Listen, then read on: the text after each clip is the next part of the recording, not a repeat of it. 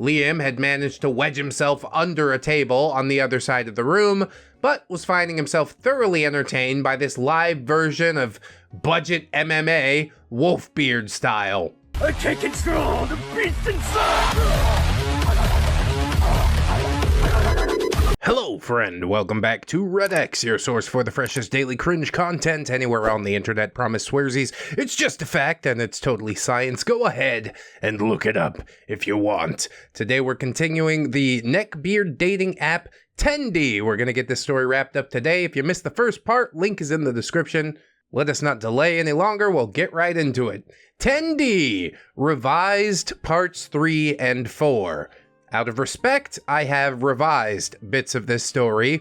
The main bit of revision that happened, as far as I can tell, is that Chris Trucker was given a meaningful exit from this story instead of sitting around and pointing and laughing at him. We're trying to wind all that back. Now, to be clear, I don't think Chris Trucker is some sort of deity. I don't think that we are forbidden to make fun of him anymore. He did some ridiculous things, and even near the end of his life, he was laughing at it along with Honker Donkers. But regardless, he did seek redemption. I accept the changes. We'll just see how this story pans out.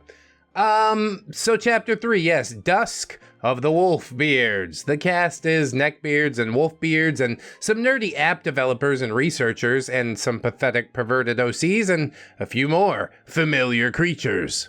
I like this, putting all the Neckbeards in one place for science. So, Liam was bellying up to the TENDIE bar for another helping of Cheeto-crusted tendies. Delicious. The lovely, lubricated lady who had fallen into his arms was nowhere to be seen. The sad art girl was crying hysterically in the corner, and the nerdy-looking but somewhat attractive guy with a clipboard seemed to be taking notes on her meltdown and periodically steering her back to her chair when she got up to bang her head against the wall. Yeah, please sit back down, unfortunately, okay? The party's not over. We've got much more research to do. Mommy Honker Donkers had to come and get Chris, and he checked him into a rehab clinic. In this alternate reality, Chris did manage to clean up, and that's not a euphemism towards anything untoward. He opened his very own anime shop called Nani Baka, lost some weight, perfected the art of bathing and using deodorant, and he is living his best life. The alternate reality I'm sure we all wish we existed in. Boogerbeard was peeling the nose goblin pimple patches off his face and wiping them on his already stained WoW shirt. The zits that were nestled within the beard retained some booger residue, which would soon become matted in his facial hair. And Hoopty Guy was hovering over another nerdy-looking girl with a clipboard, boasting about his yacht. She, like the guy tending to Unfortunookie, also appeared to be taking notes. That's right, tell me whatever you want. I'm gonna write it down on this here paper. It might come in handy at some point for some reason that we can't discern yet. Otherwise, yes, this whole place was indeed a sausage fest, as expected. The gaming shop now smelled like a locker room, which had swallowed a dumpster, and then pooped that dumpster out and smeared it all over the walls. And then they threw an ashtray at the poop art just to add a bit of texture, you know? The finest of modern arts. Underneath this stench was the distinct aroma of grease and cooking oil. Yeah, you know how humans are 70% water? Neckbeards are like 70% grease. It's crazy! Liam lumbered around the room, chewing on his Cheeto-crusted tendies. That does sound so good, though. I'm gonna beg wifey to make it, just for the meme. Maybe we record it. Maybe we do a little sit-down Neckbeard vlog. I could go buy a fedora and put it on. Liam had almost given up on looking for ladies. At this point, he was just checking out the graphic t-shirts of the other dudes, searching for signs of some common interest. Aside from Hoopty Guy's loud boasting and Unfortunookie's loud wailing, the room was surprisingly quiet. Introverts, don't you know? Quiet enough for Liam to overhear a conversation between two more nerdy-looking types with clipboards. Nerd 1, I thought they'd all get along, but they're behaving like the poles of magnets just repelling each other. Nerd 2, I think we would be seeing an entirely different set of behaviors if more women had attended. Maybe we need to tailor the next advertisement to appeal to the females. Nerd 1, Yeah, but what kind of females? We gotta gather data on legbeards too, and I have no idea what they like. Sailor Moon pencil cases mostly. Nerd 2. I think we should just stick to studying neckbeards for now. Literally, the addition of any human females might be the behavioral antecedent we need. Bro, antecedent? Oh, we are definitely doing some science here today. I didn't teach them that word. They came in here knowing that word. I'm impressed. Nerd 1. So we should get the female Confederates to mingle with them? Or maybe have them all play a game? Yeah, dude, spellcasting the conglomeration. It's much like Magic the Gathering, but without the risk of copyright infringement, you see. A Confederate is basically an undercover research assistant, not to be confused with a bigoted American from the South. I mean, channel stats say that our female researchers are outnumbered 2-1 by the males. So while I'm willing to sign off on this, we need to ensure that they're safe during their interactions, okay? Keep security on standby. Nerd 2 says, forget the game. We'll have trouble finding a game that would appeal to all of them. Let's just bring in the girls. Those poor unfortunate souls. Liam wasn't upset that he was being unwittingly studied by a bunch of nerds, but he desperately wanted that app. So he rounded the corner and puffed himself up for the confrontation. Liam, hey, I heard you guys talking. I'll answer all your questions and all that, but is the app even real? Nerd 1, yeah, the app is real, although we're still in the alpha testing phase. Liam, alpha testing phase, huh? So that's why you invited a bunch of alphas to this lame party. Yeah, full of bugs, not fit for public consumption. You guys are definitely alphas. The nerds looked at each other, befuddled. Nerd 2, we are in the early stages of market research. We'll email you a longer questionnaire after the event, and you should feel free to give us honest feedback. Liam, well, I just want to meet a little hottie who'll watch hentai with me and let me smell her belly button lint. And I really didn't think the belly button thing was a thing the first time we read the TENDIE story, but then we had a dating hell story that followed basically exactly that line, and I'm just really confused about how to feel. The nerds exchanged yet another look between each other.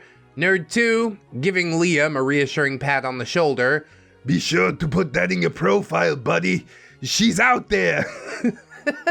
I'm sure she is. Liam was writing his profile in his head. A love letter to his future queen, telling her all about the wonders of adult animation and the intoxicating olfactory bliss that belly button lint could facilitate. Why not just go smell a block of moldy cheese? Basically the same thing, right? And then a cacophonous howl interrupted Liam's thoughts. The Wolfbeards had managed to sniff each other out. Unfortunately stopped blubbering. Hoop-the-Guy finally shut the fuck up about his yacht. And the other Neckbeards froze in their tracks. Not that they were particularly active to begin with, of course. Yeah, they don't walk too good. It's the diabetes, don't you know? Diabetes. When the howling ceased, the snarling began. These pudgy, filthy, foul-smelling beastmen began clumping around the room, baring their yellowed teeth, puffing up their already puffy chests, and genuinely frightening several attendees, as well as the volunteers and the researchers and the app developers. Finally, the lead developer grabbed a microphone. This guy was writing his dissertation on neckbeard culture, so he had some idea on how to handle wolfbeard behavior. Yeah, go throw them all in a mud puddle, right? That'll take care of it. Lead developer, gentlemen, it's not a full moon tonight. Nevertheless, if you do find yourself wolfing out, please use one of our clearly marked exits and refrain from disturbing the other attendees. Two wolves trudged out the main exit, huffing, puffing, snarling, and imagining themselves striding gracefully and menacingly into the dusky wilderness of the game shop parking lot. In reality, they were waddling to the pizza shack next door to the gaming shop, but they still decided to stop and mark their territory on the way there. Just no fiscal responsibility whatsoever. You got endless free tendies and you're still gonna go pay for pizza? I do get the marking the territory thing, however. It's just fun to pee on stuff. I don't know what to tell you. The remaining Wolfbeards did seem to settle a bit, embarrassed that their faulty lore logic had been called out by this plebeian. They sat at the table together, tearing into their prey, barbecue tendies. After the snarling and messy eating wound down, tensions began to arise. Big Bad Wolf. Actually, it's entirely possible to wolf out, even if the moon isn't full. We were feeding off of each other's wolf energy. Obese Oz. Nah, dude. It was a show of force. You can only truly turn when the moon is full. Big Bad Wolf. Yeah, well, I can turn at will. I've been a werewolf for a decade, and I've learned to harness my lupine powers. No, that's not a thing. The entire idea of being a werewolf is that you lose control completely. Jolly Jacob butts in and says, You're both wrong. You need a full moon and a blood sacrifice in order to fully transform. And the blood has to come from a virgin. Obese Oz. Incorrect, bro. If you use blood for your turning ritual, it has to come from a woman who's tasted flesh. Just then, a female with long black raven hair, wearing a tight MCR baby tee, a tattered miniskirt, red fishnets, vinyl knee-high boots, and black lipstick, leaned over the table, challenging these woefully unaware wolves. Oh my god, it's Raven Ebony Dementia Raven Way. The chick from My Immortal. Ebony, here, have some blood. See what happens. Then I'm gonna go meet my boyfriend, Draco, and have a 3-waz with him and Vampire. Oh my god, never mind. I don't want this reality anymore. Ebony produced a dagger that she'd ordered off Amazon and proceeded to cut her arm. The dagger wasn't very sharp, so there was minimal bleeding. Nevertheless, she smeared her wound all over the table, glaring at Obese Oz all the while, hoping that he would get the hint that she had indeed tasted flesh. I mean, any meat is flesh, technically. You mean like specifically human flesh? I ate some chicken flesh last night. I'm gonna eat some cow flesh tonight. 3 medics rushed over to the table and ushered Ebony to the first aid station. She had barely injured herself, but nevertheless, she could use some Neosporin and Band-Aids, especially after rubbing broken skin on the Wolfbeard's feasting grounds. Yeah, that's how hepatitis happens. Ebony's brief appearance seemed to have effectively halted the wolf debate for the time being. The pack returned to the Tendie bar for more prey, and they were now talking in a surprisingly civilized manner about Ebony. Was that the My Immortal chick? Nah, I bet she was just cosplaying. That story's an urban myth anyway. Dude, no, I think it was really her. I'm surprised she wasn't hotter in person.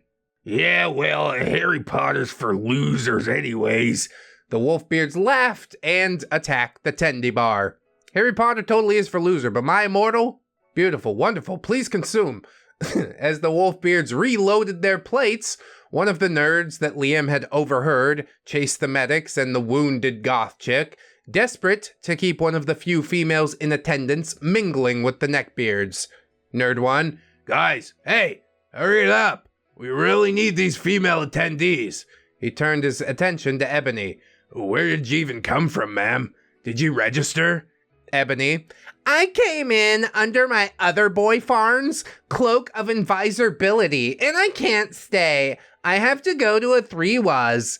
What the actual... Nerd 1 quickly decided that the addition of this guano-crazy young lady, who was quite possibly more socially inept than the Neckbeards, was probably too bizarre for even the beardiest of beards. Yeah, they got my number. I punched that ticket. Even the Wolfbeards had seemed to recoil, with none of them even throwing out the customary, "Milady." She was free to be on her way as soon as the medics wiped the barbecue sauce off her arm and treated that minor cut. Maybe she's just bleeding barbecue sauce. We don't know. Ebony says, "Hey, Prep! Yeah, you with the clipboard. Go outside and see if my boyfriend Draco's out there. He's got blonde hair, pale skin, red eyes, and he's probably wearing an MCR shirt too." No, dude, no more sausages in the sausage fest. Nerd 1 hesitated. He didn't want another unhinged emo person sneaking in and stabbing himself, so he checked. To his horror, there was indeed a blonde guy in the parking lot. It had gotten dark, so the guy's eye color was impossible to determine, but he definitely wasn't wearing an MCR t-shirt.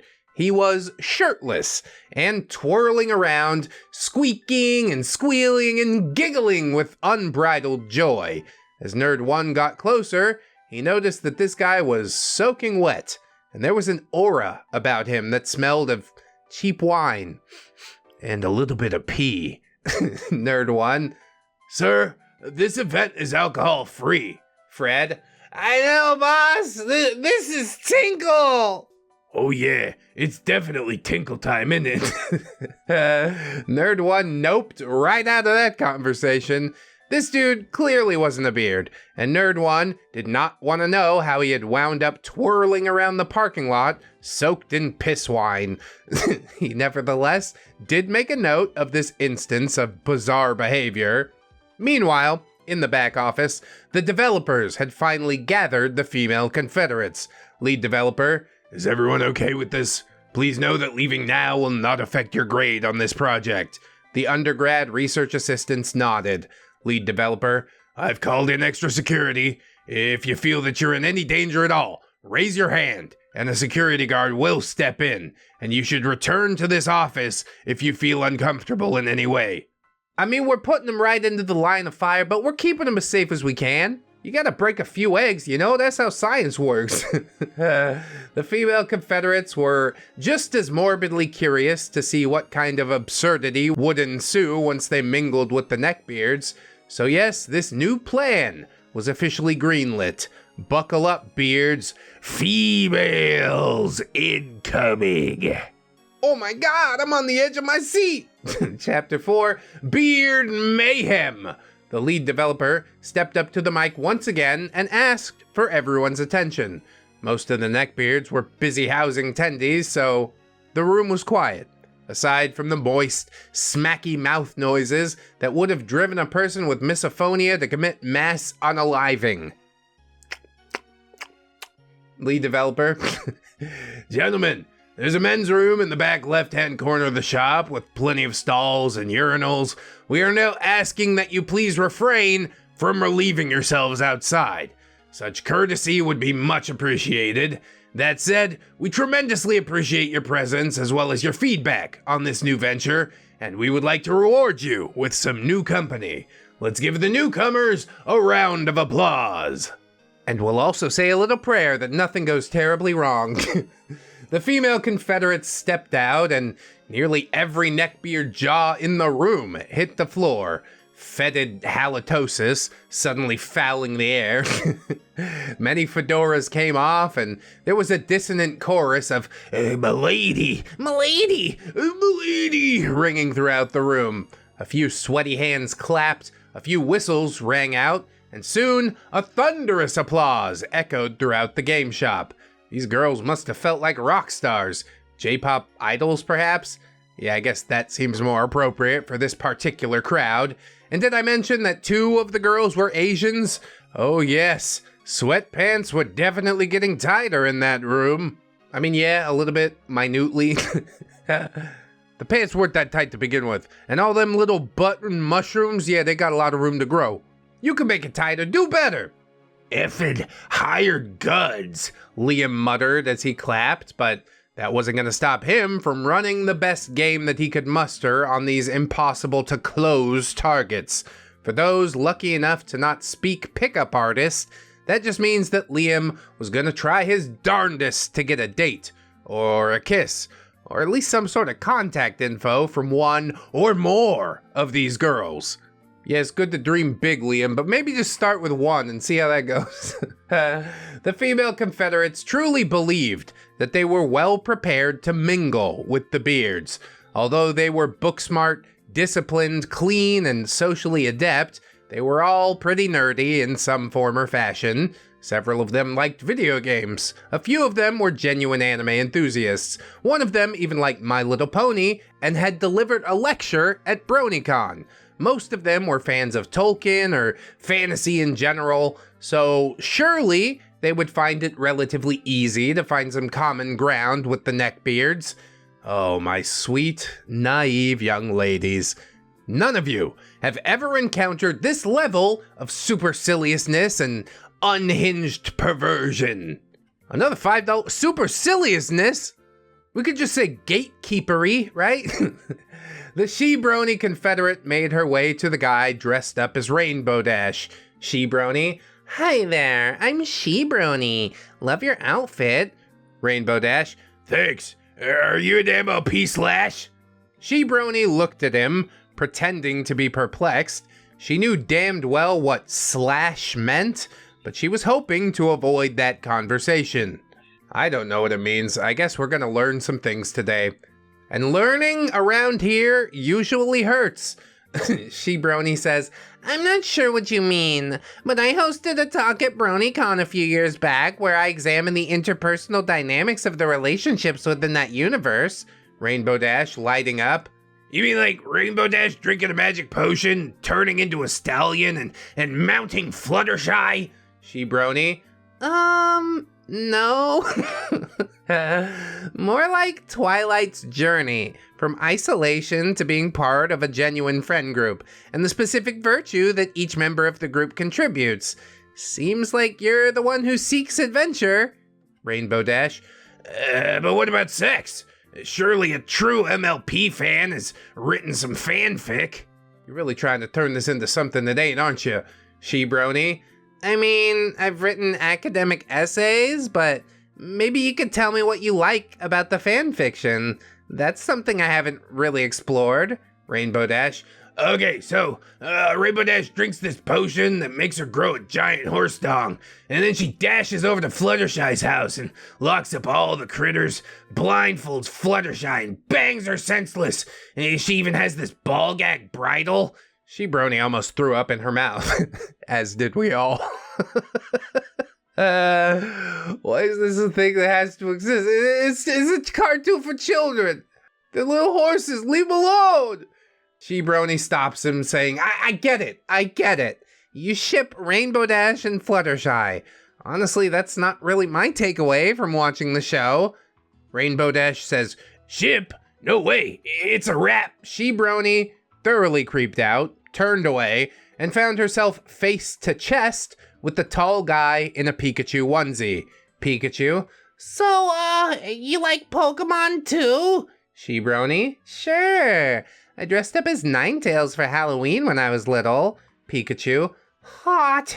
That could be like one of those tentacle videos if you put those tails in the right places. Ugh.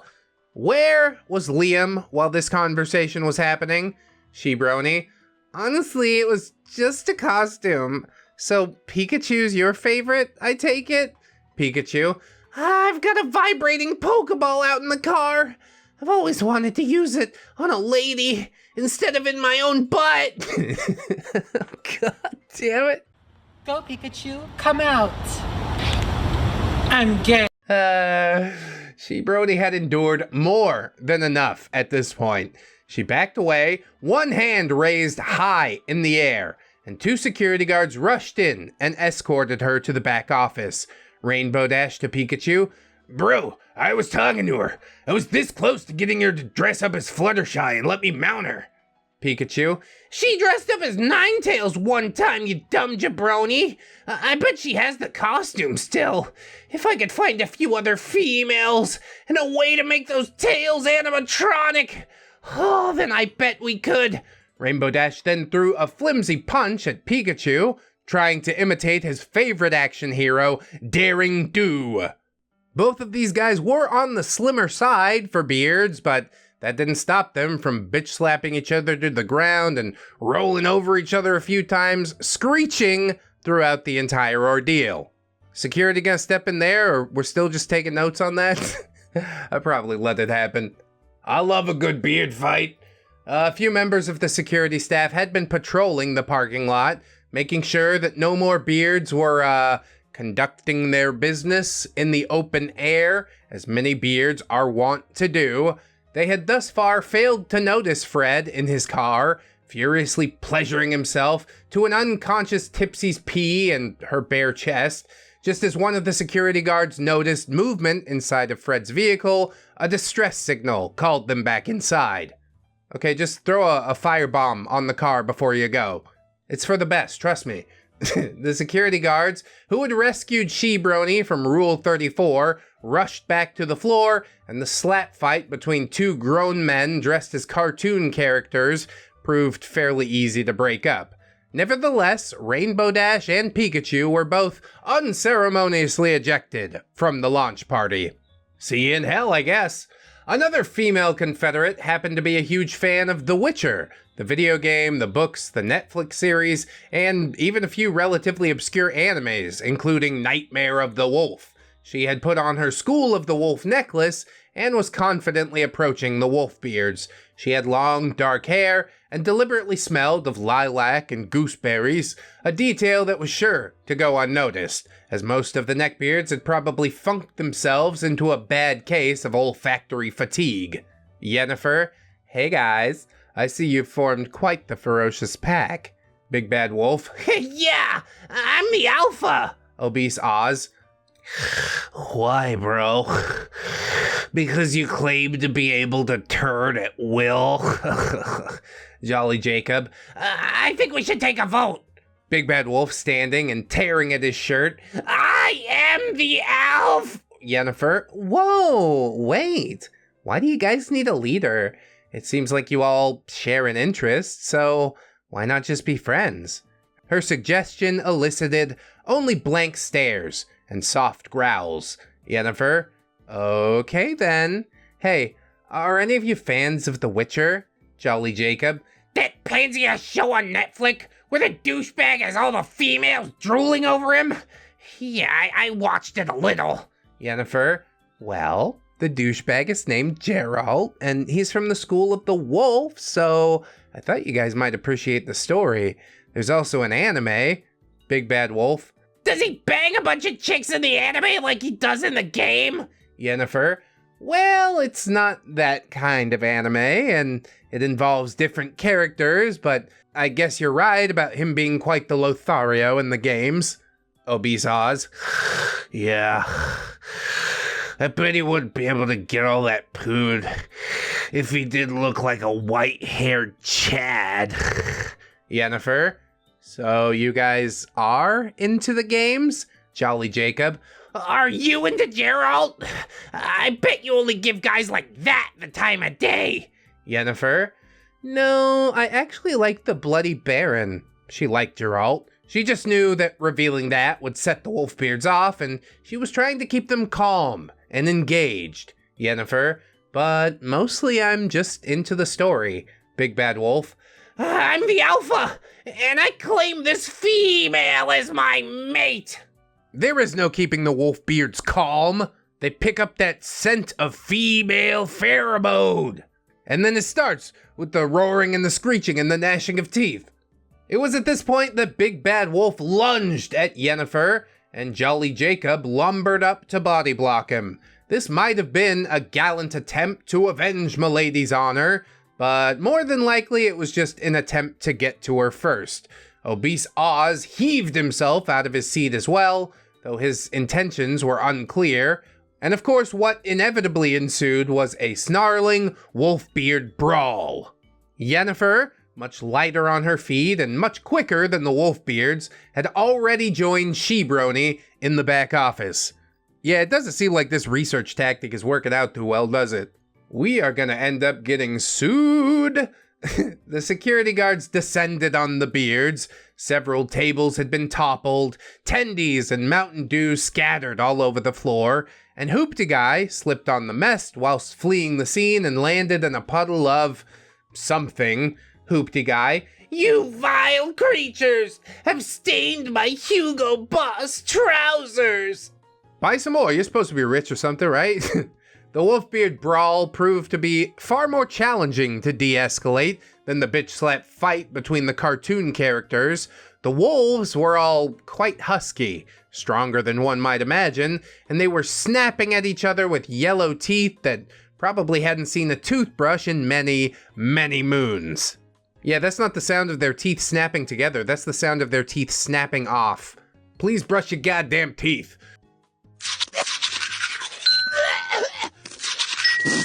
Big Bad Wolf, the self-proclaimed alpha who had initiated this riot, had successfully managed to tear his dingy t-shirt, exposing a pair of massive, sweaty, hirsute man-hooters. Suck out my big fat man cheese,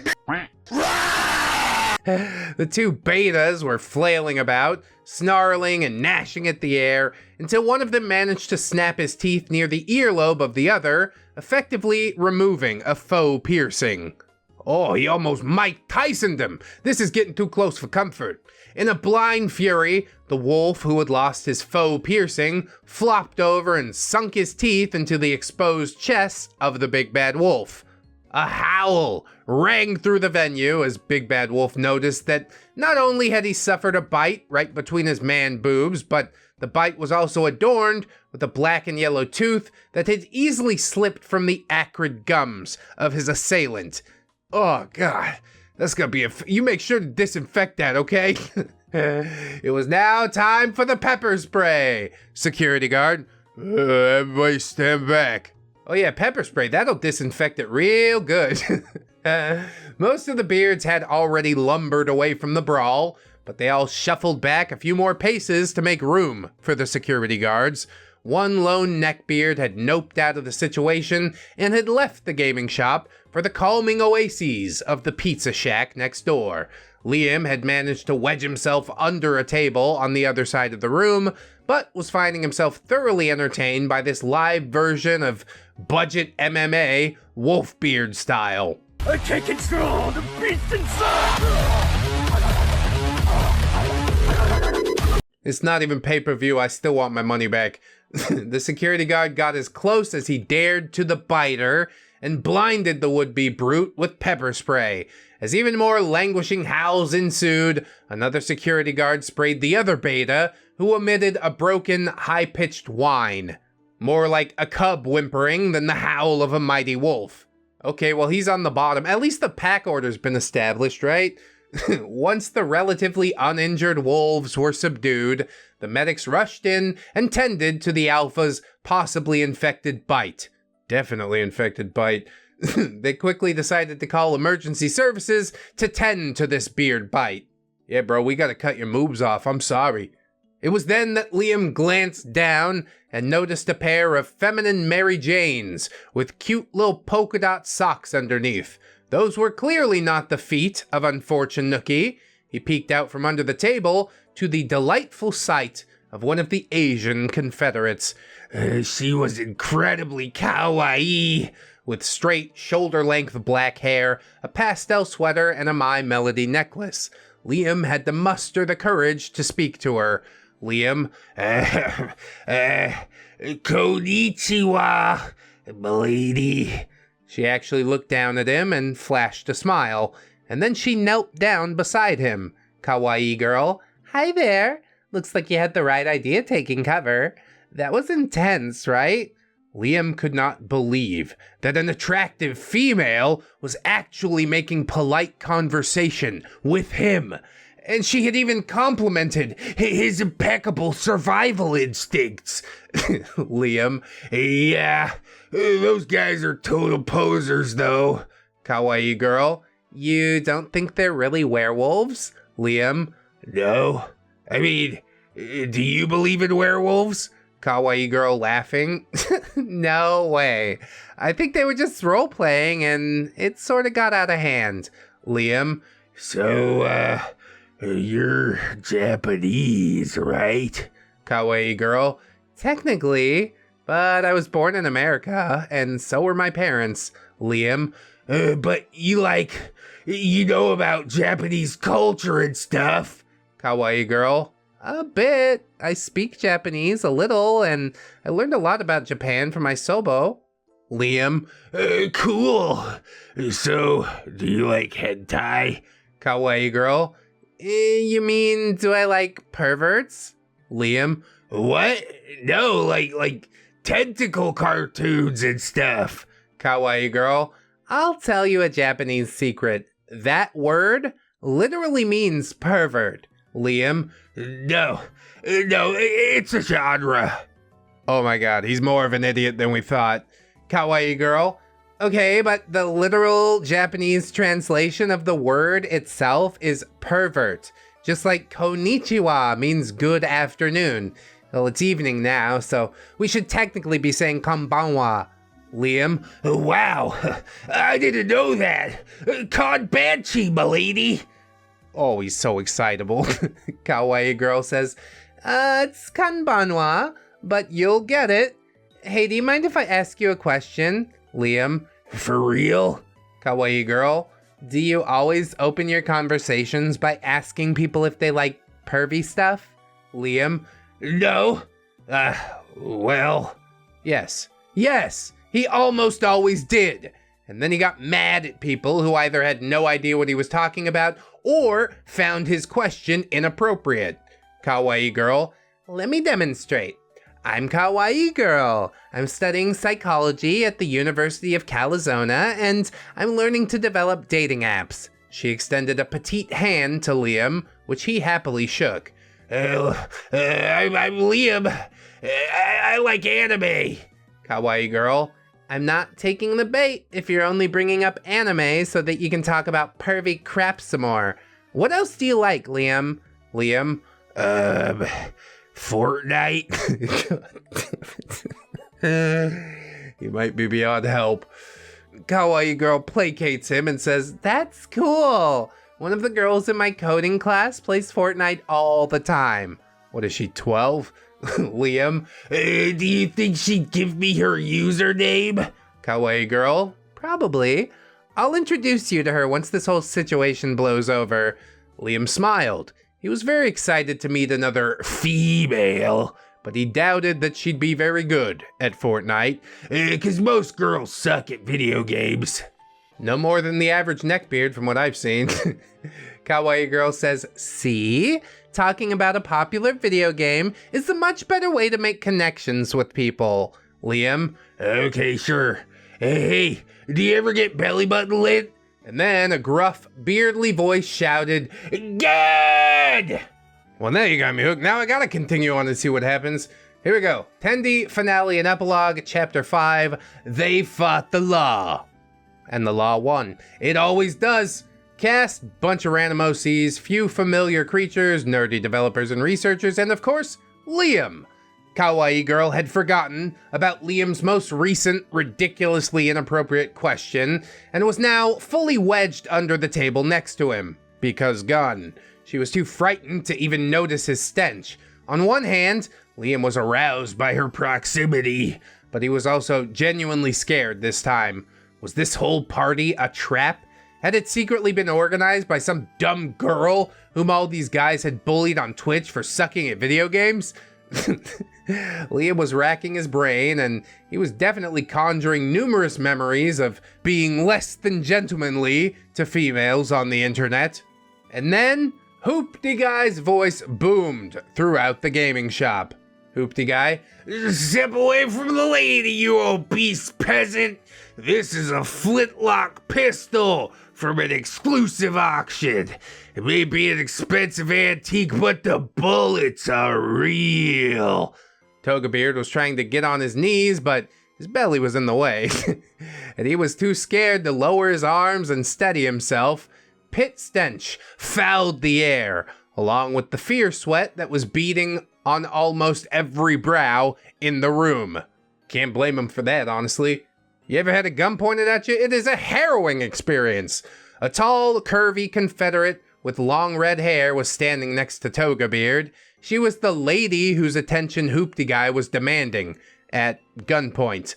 Let's call her Jessica Rabbit. Jessica, Hoopty, may I please help Neckbeard kneel? I swear our conversation was completely platonic.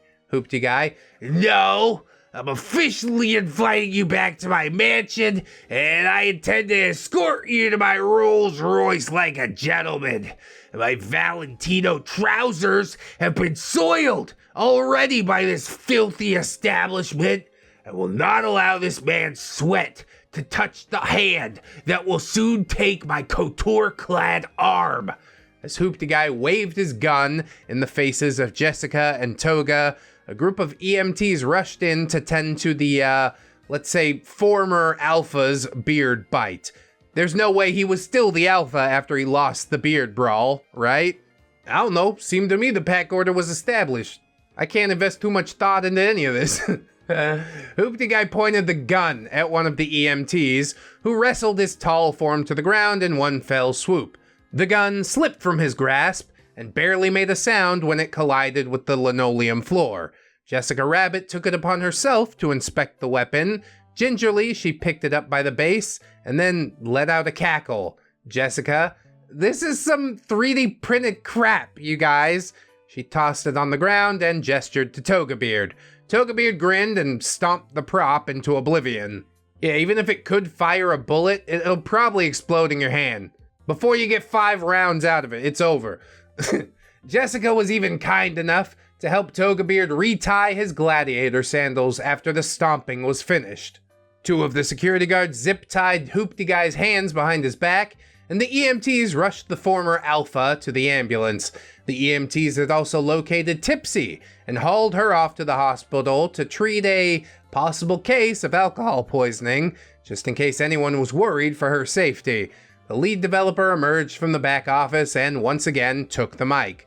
Lead developer, Gentlemen, I'm afraid we're gonna have to close our doors for the evening. Please take a moment to exchange contact information with anyone with whom you wish to remain in touch with, and please follow TENDIE on Facebook, Instagram, Twitter for updates on future events, which will likely be held, online from now on. The final female Confederate was a Korean student with hot pink hair. She'd been looking forward to observing Neckbeard behavior firsthand, but she had unfortunately been waylaid by none other than Unfortunate. Well, you snooze, you lose. Unfortunate was crying hysterically because the Wolfbeard brawl and the fake gun had totally triggered her. She was also upset that she had failed to meet a new boyfriend. Pinky was patting her hand and encouraging her to give her contact info to the guys she's spoken with that evening. Unfortunately, Actually, do you know that guy over there? She pointed to the nerdy guy with the clipboard, who had taken notes on her first meltdown. Pinky, yeah, he's one of the devs. Unfortunately, He's very cute. I positively can't bring myself to leave until I say goodnight to him, and perhaps get him to walk me to my car. After all the violence, I don't feel safe. Pinky, totally understand. I'll see if he has a minute. If not, I'll get one of the other security guards to walk you out. Unfortunately, No! It has to be the cute one!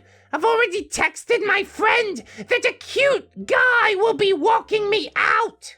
oh yes, let me assist you with upholding your lie. Pinky just says, okay. She scurried over to the unfortunate developer. Let's call him Dev. Pinky, hey Dev, I'm sorry to bother you with this. Dev, What's up? Pinky, that girl over there, the one who's been crying all night. Well, she desperately wants you to walk her out. Dev, Not a problem. Pinky, I think she likes you? As in, like, likes you? Dev, shaking his head and laughing a bit. I told her I'm married, but it's fine.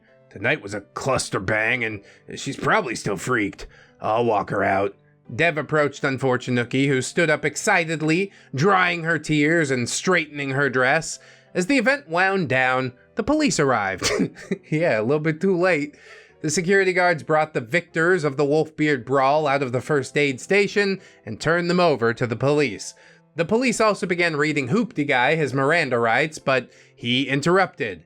Hoopty-Guy, I did nothing illegal. The prop was a very costly replica of an exquisite antique.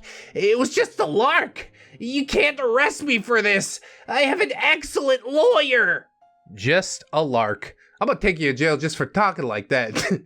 Officer, Sir, you threatened several individuals with an item that you were presenting as a deadly weapon.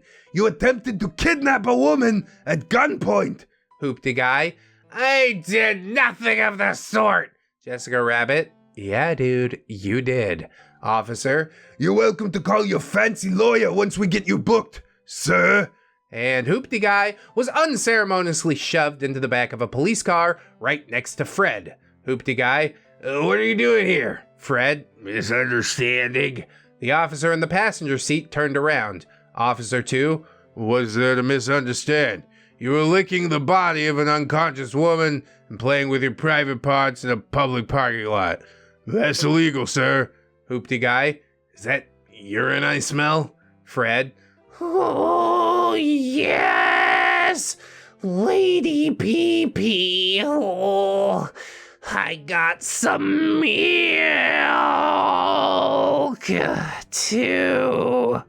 Hoopty-Guy, please stop talking. And as even more cops were leading the Wolfbeards to another police cruiser, Unfortunately unbuttoned her dress, exposed her saggy boobs, and grabbed Dev's crotch. This really has gone off the rails. I don't know if there were any rails to begin with, but we definitely can't see him now.